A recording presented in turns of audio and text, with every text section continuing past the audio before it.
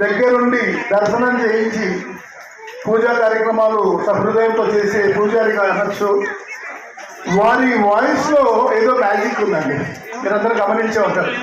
Something magic అంటే నేను చాలా క్షుణ్ణంగా వింటుంటే ఒక కుమార్ సాను వాయిస్, గ్రేట్ సింగర్ కుమార్ సాను వాయిస్, ఒక north Indian Hindi singer voice కనబడుతున్నాడు.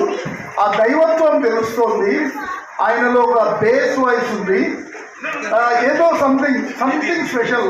మీరు ఆ భగవంతుడు మీతో పాటు వచ్చినట్టున్నారు, నాకు తెలియదు. Really fantastic.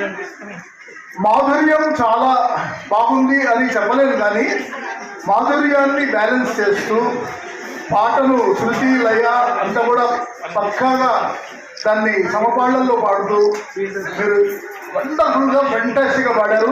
మేమందరం కూడా మైమరిచిపోయాం. Really fantastic. మీ ఆశీర్వాదాన్ని ఇలాగా చివరిలో ఇచ్చారు.